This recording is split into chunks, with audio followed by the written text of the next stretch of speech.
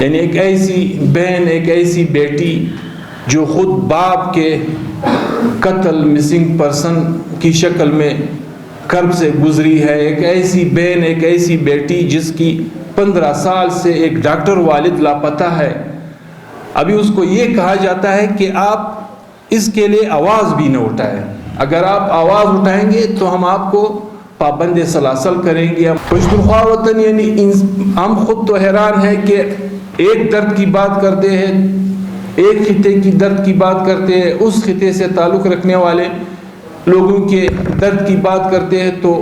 دوسرے خطے کے لوگوں کی درد دکھ آپ کے سامنے آتی ہے۔ بلوچستان کا کوئی جیل نہیں رہا جہاں پہ علی وزیر کو نہیں رکھا گیا،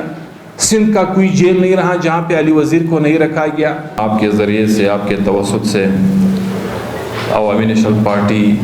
کا اس تمام مظالم پہ، ان تمام صورتحال پہ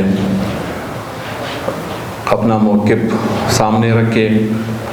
تو رات لیٹ آور میں ایمرجنسی کی آج کی اس پریس کانفرنس کے فیصلے پر آج آپ نے شرکت کی ہے، ایک مرتبہ پھر آپ کا شکریہ ادا کرتے ہیں۔ یقیناً ہم سے بہتر بحیثیت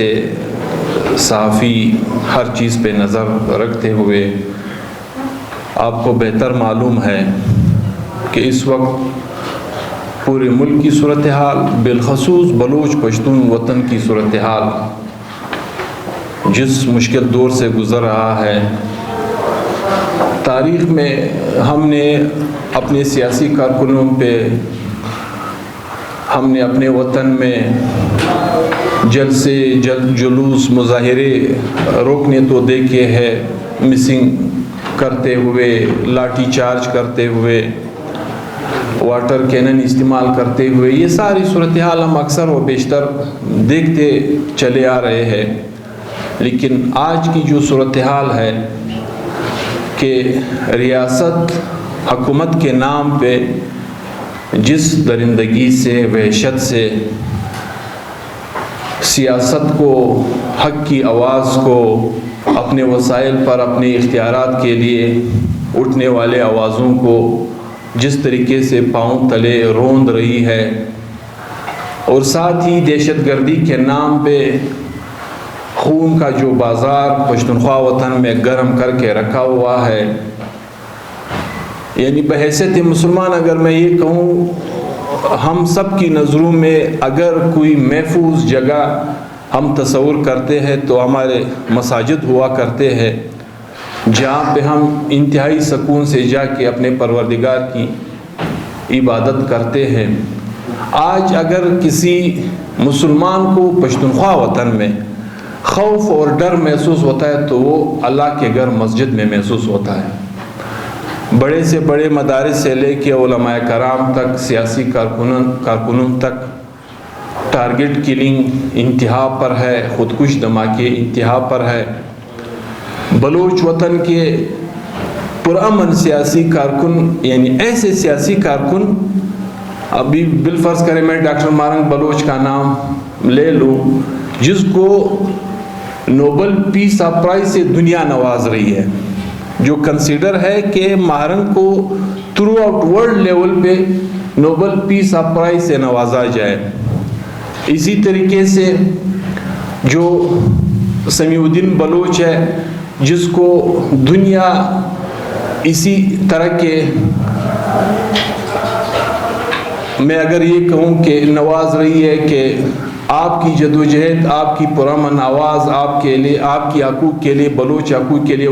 اٹھنے والی آواز کو اپریشیٹ کرنے کے لیے دنیا اس کو مختلف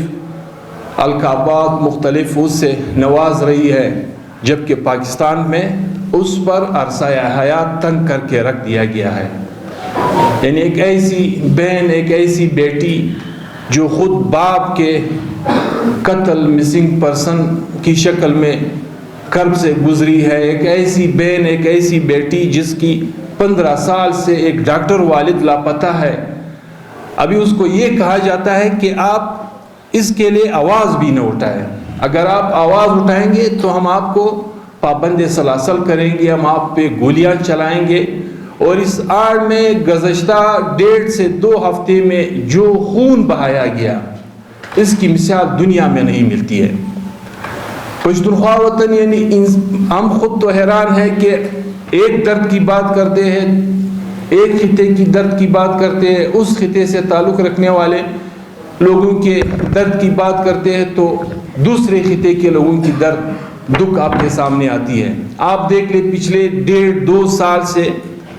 ایک سابق کے میں نے جو دہشت گردی کے خلاف خود 18 سے 20 جنازے اپنے گھر سے دے چکا ہے،